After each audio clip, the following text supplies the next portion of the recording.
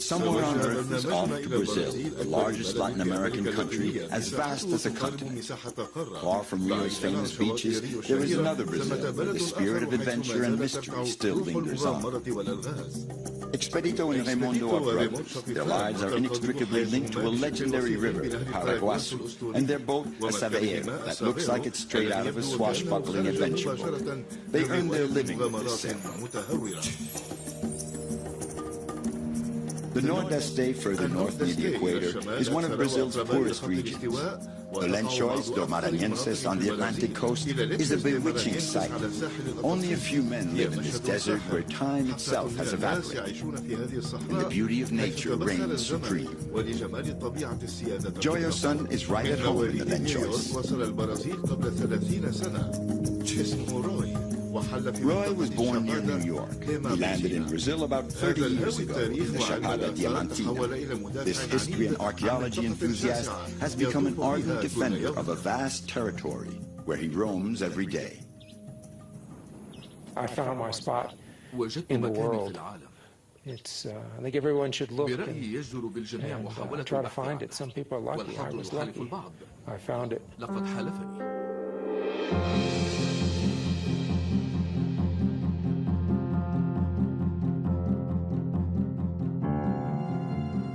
Brazil is the largest country of South America and the fifth largest of the planet. It's a land of paradox and contrast. Urban sprawls exist side by side with vast unspoiled regions, still a far cry from the modern world.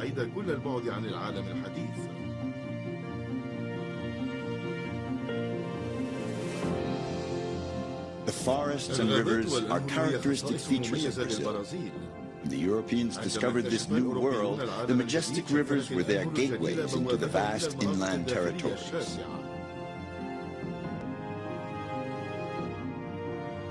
The Paraguaçu is a legendary river.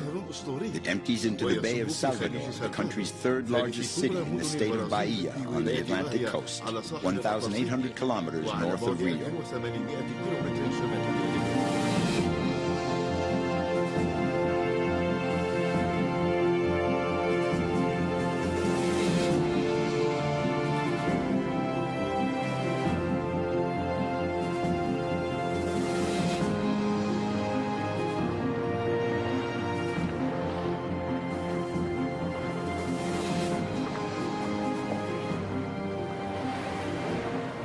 The Paraguaçu River is the home of the last Saveiros.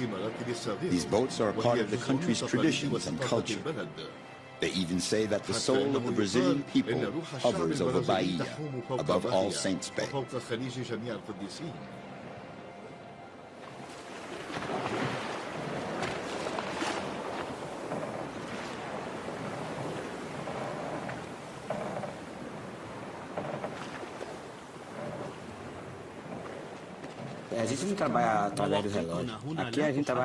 We don't go by the clock here.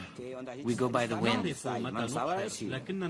We know when we set sail, but we never know when we'll get back.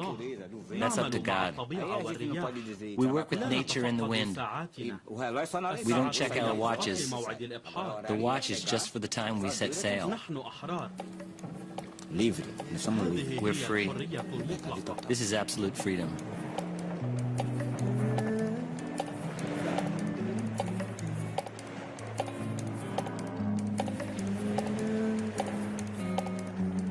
The Saveiros sail the calm waters of the Paraguaçu in the vast Bay of Salvador. These boats are not made for the open sea, so they always hug the coastline.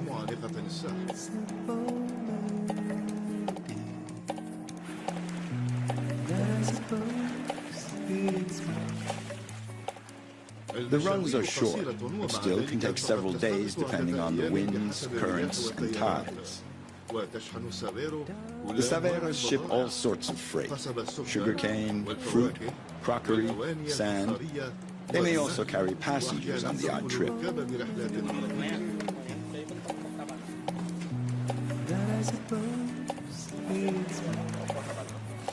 For the past 15 years, Raimundo and Expedito have been doing the same run between villages along the river and the city of Salvador. The two brothers are old hands at the Severos, and when they're not working their boat, they live on an island in the bay. I'd rather live on the boat than in Salvador. It's true, the city is beautiful from a distance, but a lot less when you get closer. I like to see it from out here, or on TV.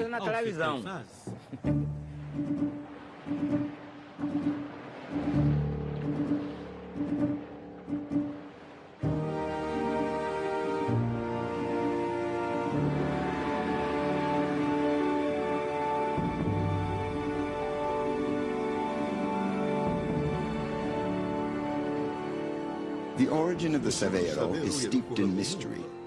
They say that the Portuguese brought sailors from India to train Brazilian shipbuilders.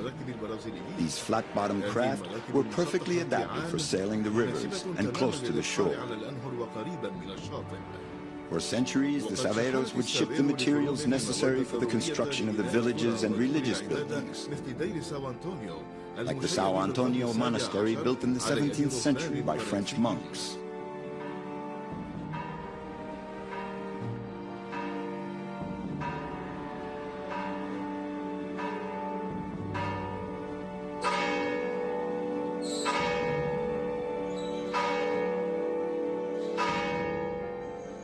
The Franciscans established this mission on the river to convert the native populations.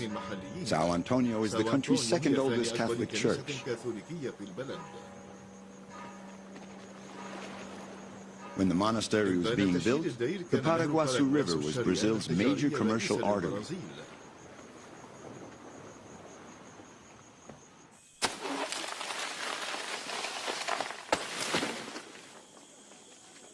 After a day of sailing, the Severo skippers moor their boats on the Ilha do Mare, the island of the sea, a little patch of land in the middle of the Bay of Salvador. The two brothers have to take on several hundred kilos of freshly cut bananas before the heat becomes too oppressive.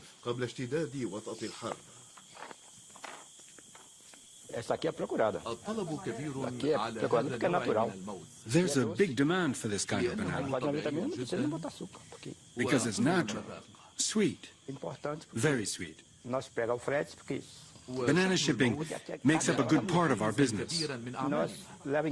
Well, there's not very much else to transport here. Doesn't pay much.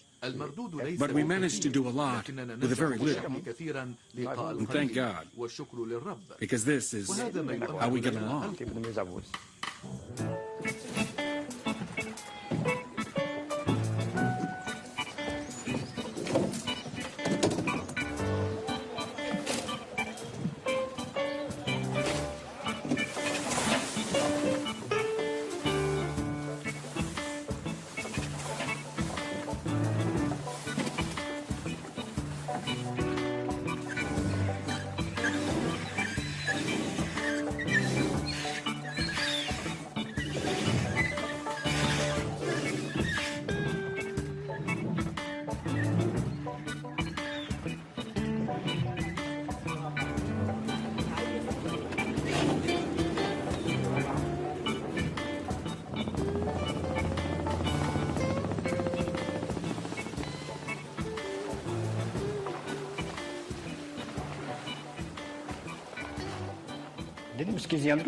I know this river very well.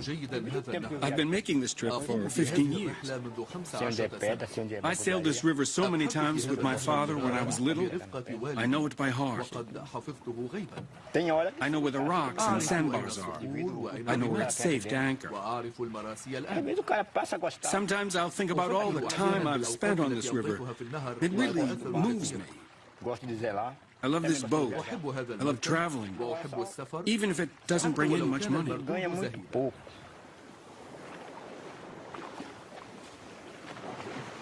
Times are tough for the Severos. Even though the country is enjoying an economic boom, it's harder and harder for them to compete with the trucking industry. On the Paraguaçu, the sailors' experience is handed down from one generation to the next. Raimundo and Expedito learned everything about their craft from their father. He taught them the ancestral sailing skills, but that's not all.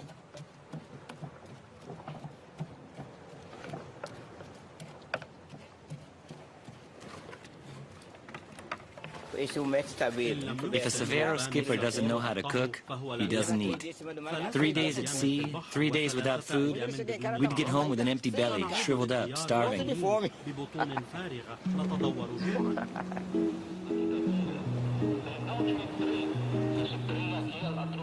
Tonight is football night on the radio, and the Severos are headed for Salvador, where they'll deliver the bananas.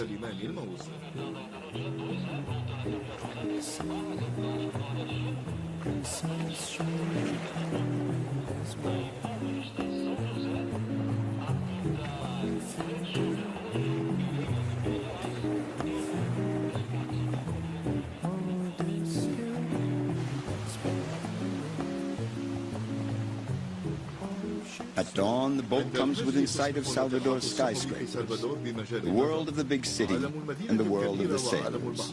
Each goes its own way, ignoring the other. The little world of the Severos lives on traditional beliefs and superstitions. Every time Expedito and Raimondo cross the bay, they place their fate in the hands of the goddess of the sea.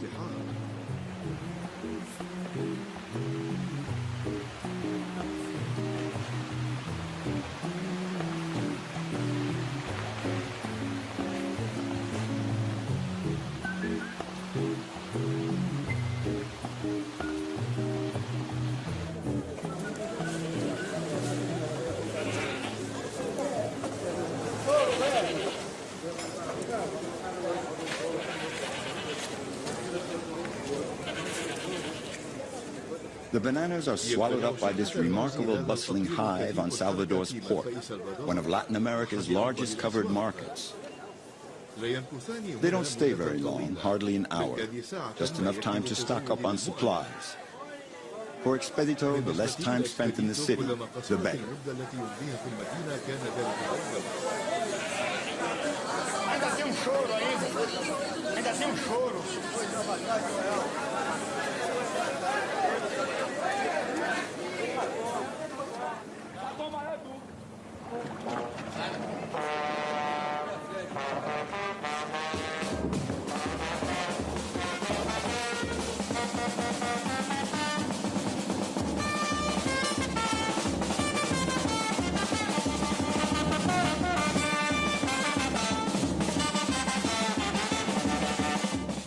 Today, this 100-year-old boat is getting a second festive youth as a collective taxi. For over the past few days, the entire country has been gearing up for Carnival with its intoxicating rhythms.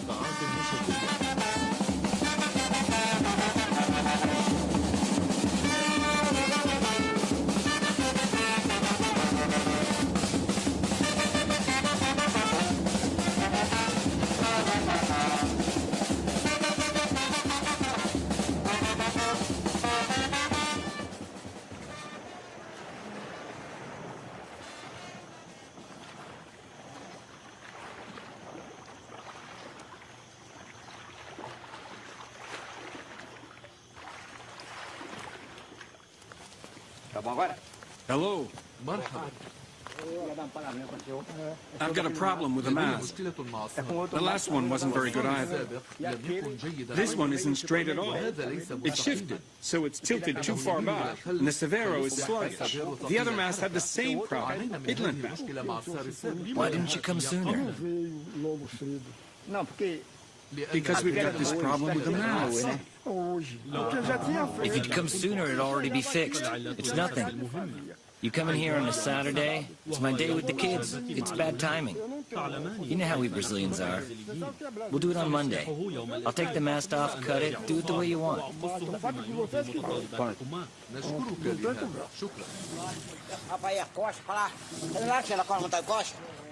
Meanwhile, they have to replace a faulty pulley, the only mechanical part of the boat.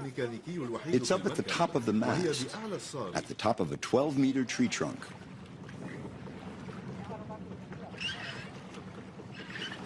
It's very dangerous. He's really brave to climb that mast. I'm not that brave. I'm not macho enough.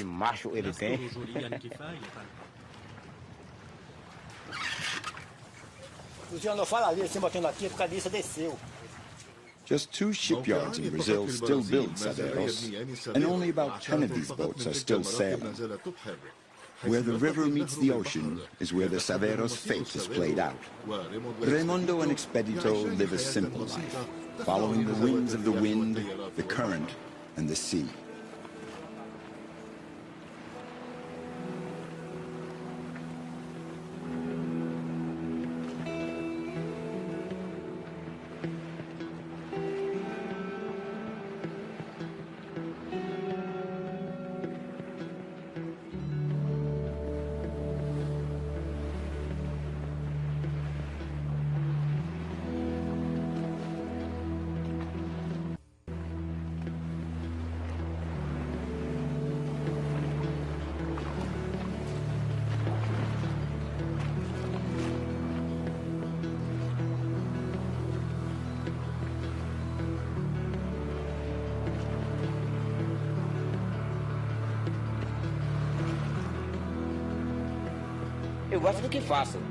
I enjoy what I do. If you don't like what you do, it's not worth the effort. I really love my life. It's harder in winter, but in summer, with a gentle breeze, it's just great. Such peace. The Saveros have remained unchanged for centuries. There are no blueprints to construct these boats. The secrets of the Saveros remain locked away in the memory of the rivermen.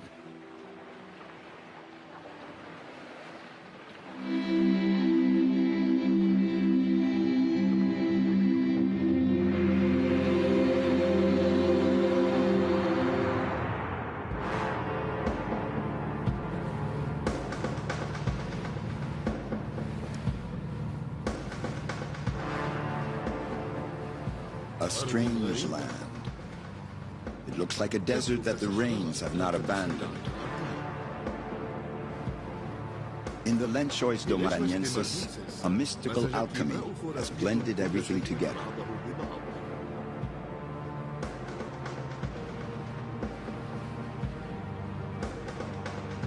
This is a scorched landscape made up of ocean, wind, sand, and the fresh water of the lagoons.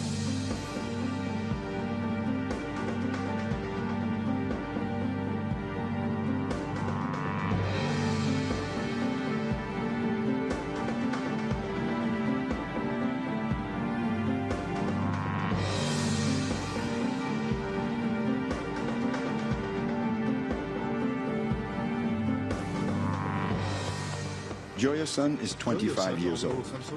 He's treading the land of his childhood. He lives in a small town 2 days' walk from this spot, here where he was born. Whenever he can, he comes back to the Lençóis to visit his parents who live in this desert near the equator in Brazil's Nordeste region.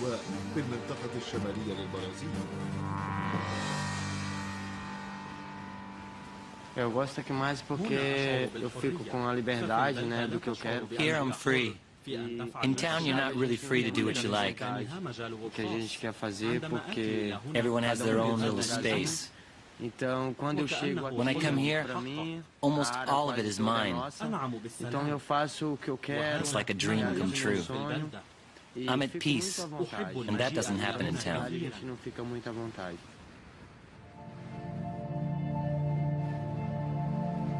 Before, there was no one living here. In the 1950s, Joyason's family, fleeing a severe drought in the Sertão, an arid inland region of Brazil, decided to settle in an oasis in the Lençóis. To survive, Joyason's ancestors came to a desert where fresh water can be found just beneath the surface of the sand.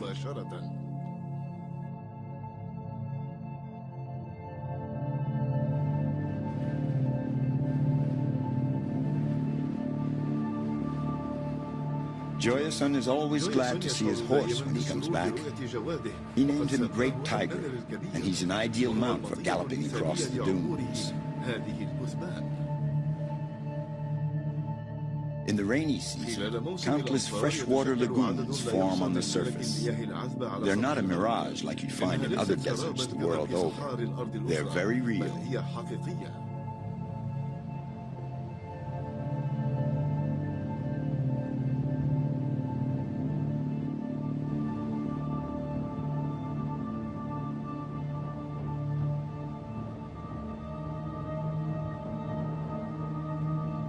Lençóis means linen in Portuguese, and indeed, this white expanse looks like a sheet dried by the sun and buffeted by the wind.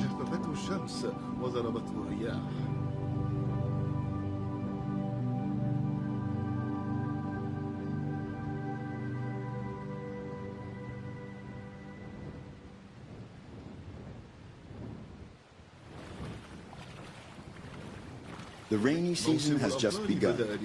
It lasts 6 months and completely transforms the landscape. The scorching heat and the influence of the ocean, the Lençóis suffer the effects of the weather. The lagoons are formed by water from aquifers lying just beneath the surface of the sand. This bounty of fresh water is the source of life in this arid environment. In just a few weeks, the plant and animal life reflourish in the Lençóis lagoons after lying dormant through months of drought.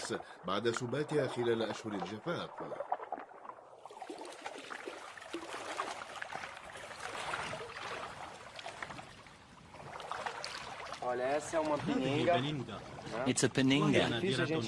They're quite scarce.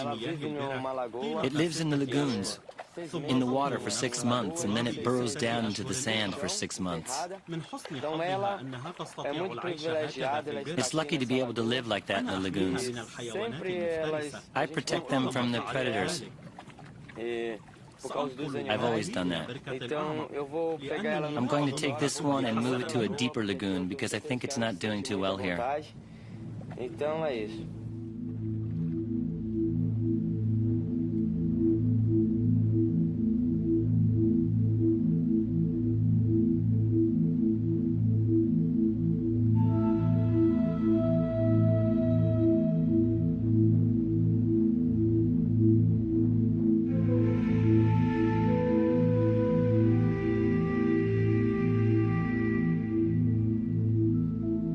To grasp the dimensions of this bewitching land. In this vast desert, distances are measured in days. Joyason has learned to adapt to this environment where man-made time evaporates and one has to cling to life.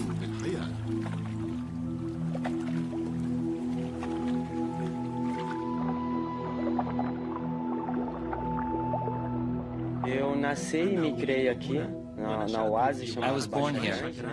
Então, quando eu tinha I grew up in the Baixa Grande oasis. comecei a andar com meu pai. When I was 7, I started going out with my father to tend the livestock. Então a gente passava We'd go out into the Lençóis for 2-3 days at a time. We'd sleep outside, no tent or anything. The dunes would be our walls, our shelter. And to sleep, we'd dig out a sort of bed in the sand. uma cama e aí dorme.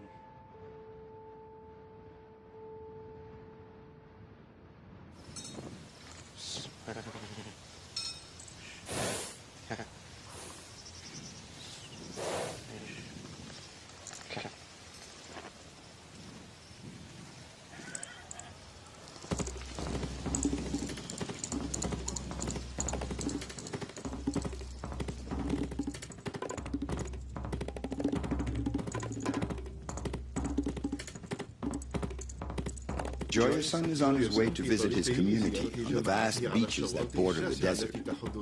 During the rainy season, fishermen set up temporary encampments on the shore.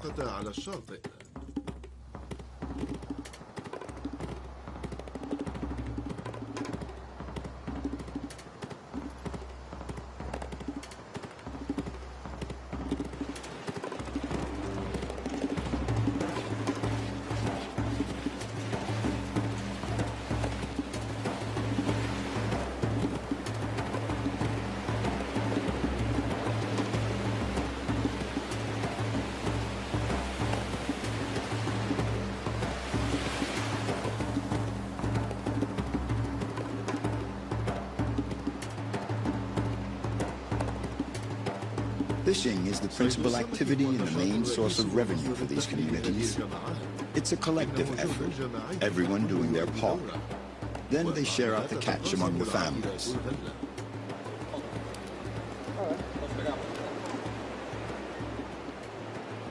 Tem muito peixe, a gente está pegando. We got a lot of fish. And we're going to catch even more. It's not always like this. It depends on the season. Sometimes we don't catch anything. Today we'll get 20, 30 kilos, but sometimes you end up with no more than 5 or 6 fish in the net.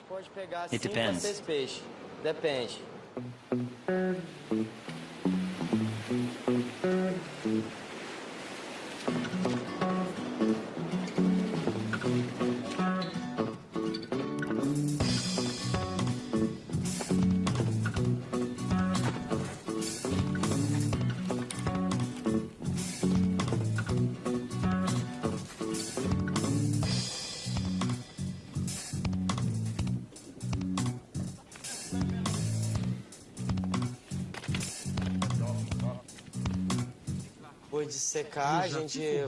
We dry them and then we sell them. We could sell these in 2 days. It depends on the number of buyers.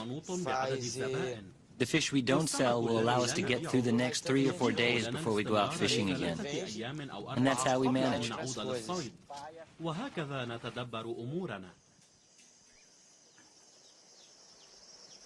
Joyason's family lives here.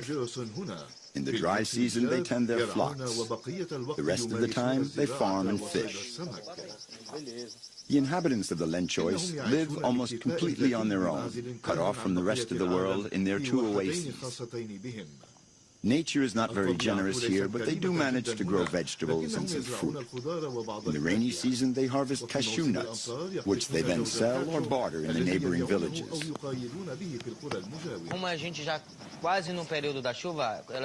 The cashew harvest begins with the rainy season.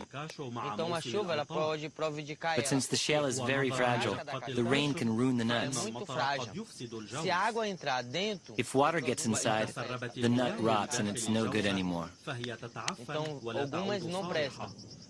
Out of 50 kilos of cashew nuts, we sometimes end up with no more than 20 kilos that are good. The rest gets damaged by the rain.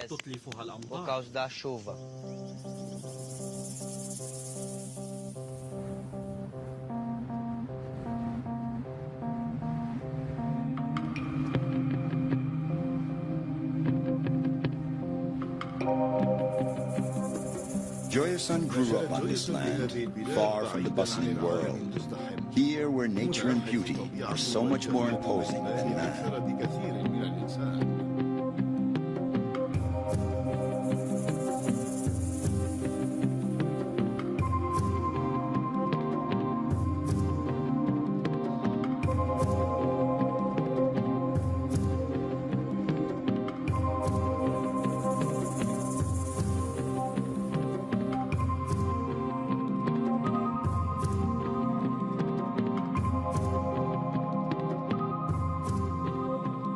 This landscape of shifting sand and water radiates a certain harmony. The Lenchois do Maranhenses are a haven where the inhabitants seem to be waiting for something.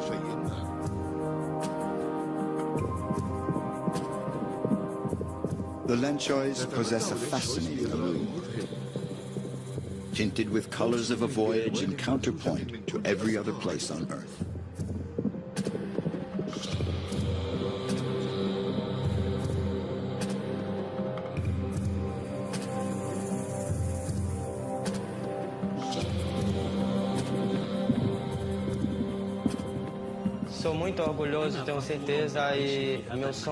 I'm proud to live in and be part of this place. For me, it's a dream. It's the best place in the world, that's for sure. This is my place. It's wonderful. I'm going to stay here. I'm really happy. I'll never leave. I think I'll stay here forever.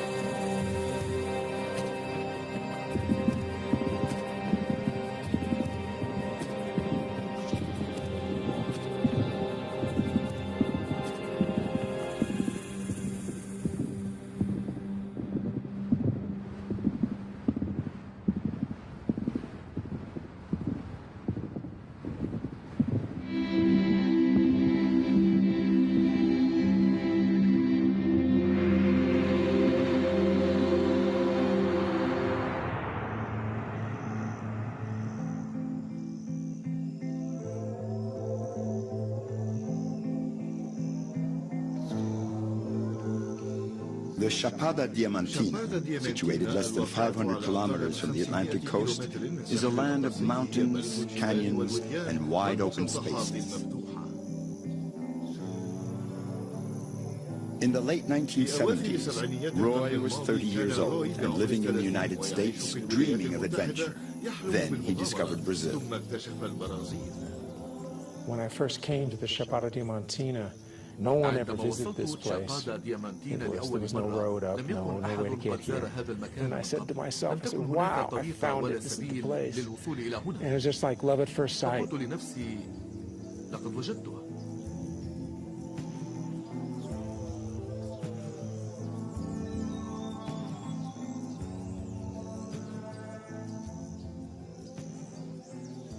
I really didn't decide, it was decided for me. And the place just grabbed me. And I said, wow, yeah, I can handle that. Love it. So I just stayed. Just never even thought about leaving. It's just a great place. I found my spot in the world. It's, I think everyone should look and try to find it. Some people are lucky. I was lucky. I found it.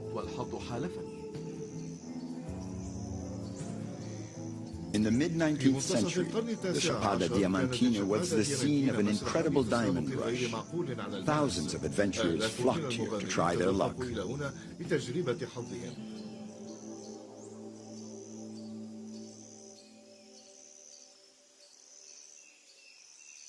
Roy is going to spend the night in the mountains, in an old diamond prospector's cabin. Roy fought intensely to protect the Chapada Diamantina. He campaigned for the region to be declared a natural reserve. Then in the 1980s, the Brazilian government decided to create a natural park. And since there has to be someone to manage it, Roy was quite naturally recruited for the job. Yeah, I said, well, it sounded like a really great thing, and it was interesting. But basically, they just gave me a .38 gun and a badge and a jeep, and said, "Go get them, make a park." So I was director and the guard and the secretary and the driver. I was everything in one. It was only me. So out in the middle of 1,500 square kilometers of park. So I was a prophet in the wilderness.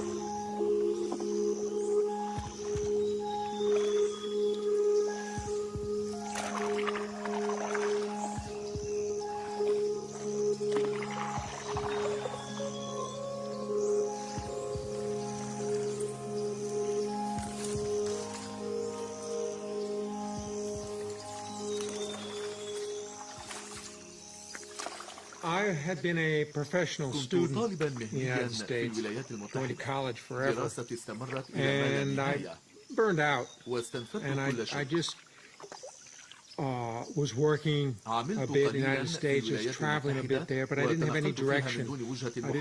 I didn't have any idea what I really wanted to do. So I just kind of threw the dice in the air and just saw what came up, and it really changed my life.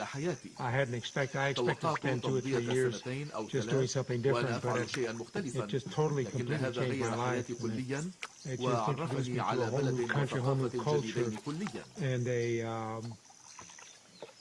and a utility that I didn't have in the U.S. I can't even imagine what I'd be doing in the U.S. if I was there now. But here I have a function. I'm doing something that I feel is important.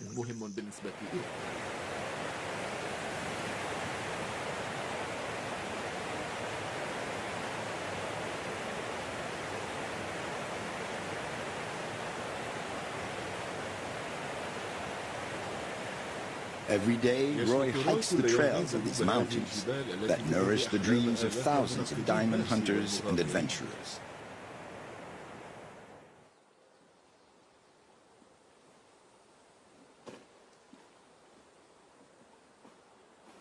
To repay this country for all it has given him, Roy has become an amateur historian.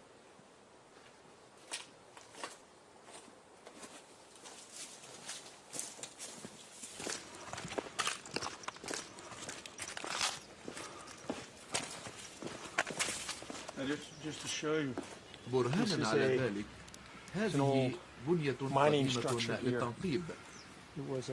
كانت هذه corrida. They would put water down يصبون المياه on هنا. this ramp here. 90% of the work of a diamond mine here is bringing water to your claim, to your mine, because what diamond mining is separating a couple of milligrams of carbon crystals of diamonds from tons of sand and rock and mud and other things. And the only way you can do that is with water. So the mountains are full of aqueducts here. Small ones, big ones, all over the place that bring the water from the river or collect it from rainfall and direct it toward their mines.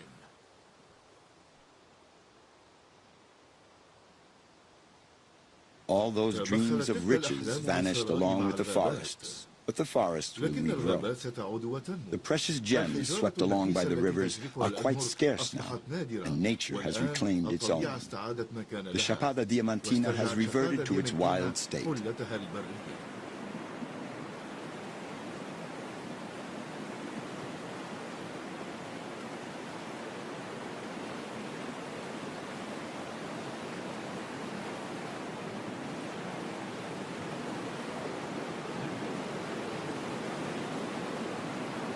It is tea. It's organic material.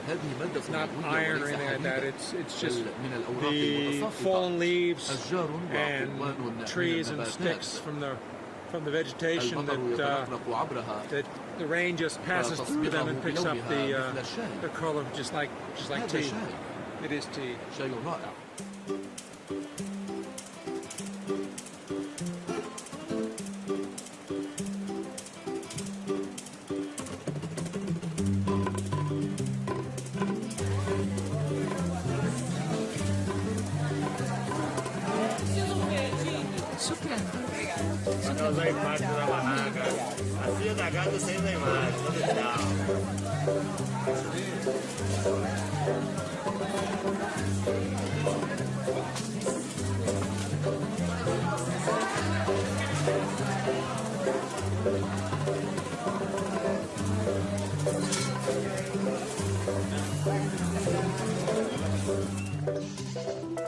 Roy has become a local personality. Thanks to his efforts, the Chapada Diamantina is once again a land of exploration, a paradise for hikers and people in search of wide open spaces. In the 1980s, you had to be slightly mad to settle in this old colonial town. Roy has founded a family here. He's become a Brazilian citizen, and he's committed to the protection of this land that has gradually become his own. This was a town that was very isolated. Well, this whole area here. They had very little experience with foreigners. Well, they had experience with foreigners 100 years ago during the Diamond Era. But after that, all they really knew about Americans or Europeans, especially Americans, were what they saw in the movies, which were, and that this was in the 70s, just spy films and things like that. So they naturally assumed that all Americans were spies. And they couldn't imagine, they really couldn't imagine anyone living here because they just thought it was a nice place. They would say to me, literally, they would say, well, what do you want to live here for? We just want to get out. And I said, well, it's beautiful here. And they go, there's something else here. Something else.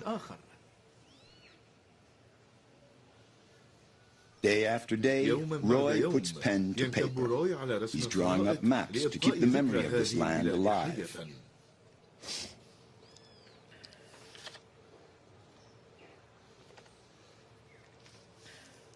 The idea is to put this down on paper before it's lost, to get their history remembered and permanent, whereas now it's very volatile. It's all in their heads. And like I say, this is the last generation of the old-time miners. So we either get this information down now, or it's lost forever.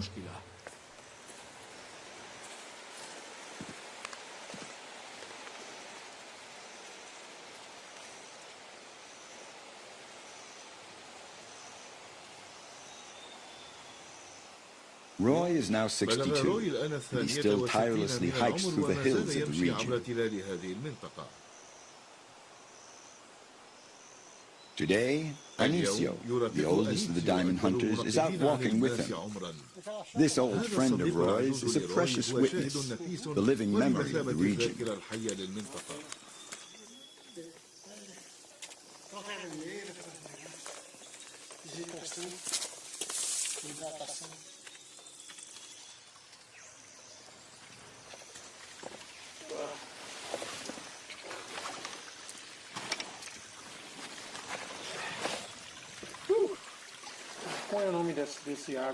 What's the name of the stream? The Bourne. Why? It comes from Domingo Labon. He came here with Capangas, hired guns, outlaws, to kill Joao Cavalo.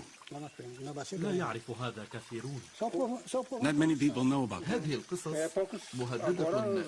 These stories are in danger of disappearing. My children don't know them. And my grandchildren don't want to know. They say it's ancient history, like me. No, it's important. I'm not washed up yet. I'm still lucid. This is the last generation that lived in the mountains, that worked here and knew it intimately. So I'm just a scribe, but it all depends on these guys. And the other half of my hobby is what I like to do is wander around the hills here and find all of the old ruins from the diamond mining. It's kind of like modern industrial archaeology. I love my way of life. I love to strike out into the forest, sleep on the stone or in the branches, like the Garamperos.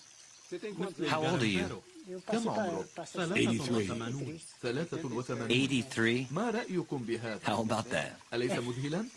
I'm not the man I used to be, but I can still get around.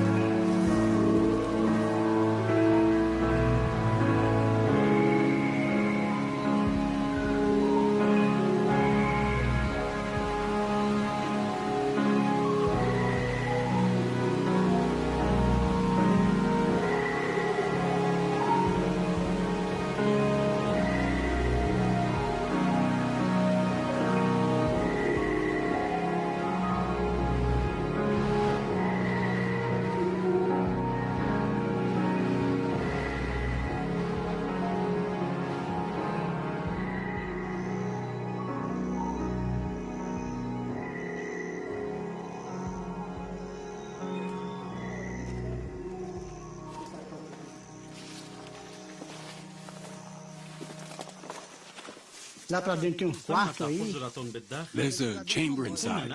You're sheltered in there. It's very big.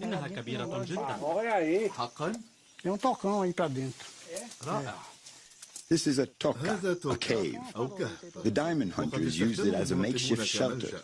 They live here for weeks on end. Wow, it's really neat. هذا رائع فعلا.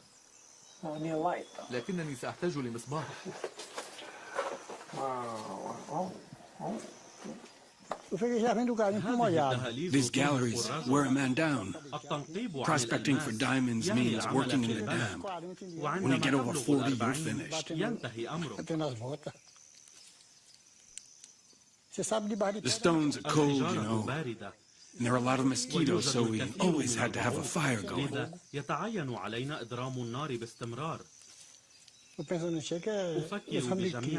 I think of all the others who used to live this life and who are now gone. I think about the past, the old-timers. Back then in the diamond sites, everyone would get together on Saturdays around a big pot of feijoada, and we'd all eat together. We were all friends.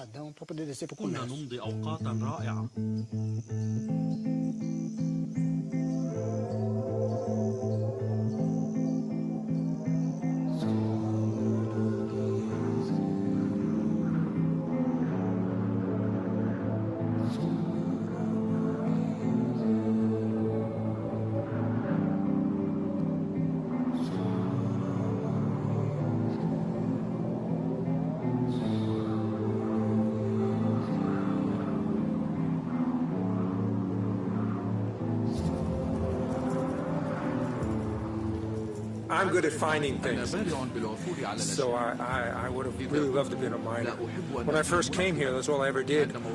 Not mining, but I went out in the hills with the old miners and learned about the geology of the area, how they worked the mines, where they lived, how they lived.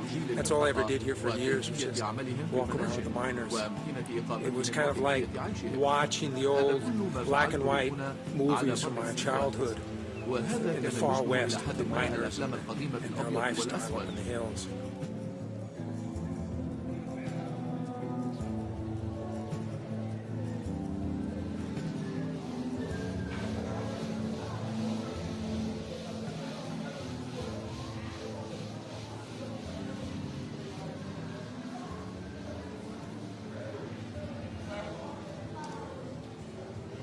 The sons of the miners, the sons of the hunters who lived exploiting directly, hunting game and digging out diamonds and setting fire to everything. Now their sons are guides, and they're green, and they've taken on the banner of conservation and protection. So now their sons are putting out the fires and picking up the garbage and protecting nature. So in one generation, it turned 180 degrees from direct exploitation to indirect use and protection of the area. Every morning, Roy hikes the national park, feel the history of the Chapada Diamantina beneath his feet. In a few years, the locals will remember this American who traveled from New York and happened onto this place. They'll probably say they'd see him head off into the mountains every day. The ones that knew him will be able to tell how the life of this quiet American was a story of love at first sight between a man and nature.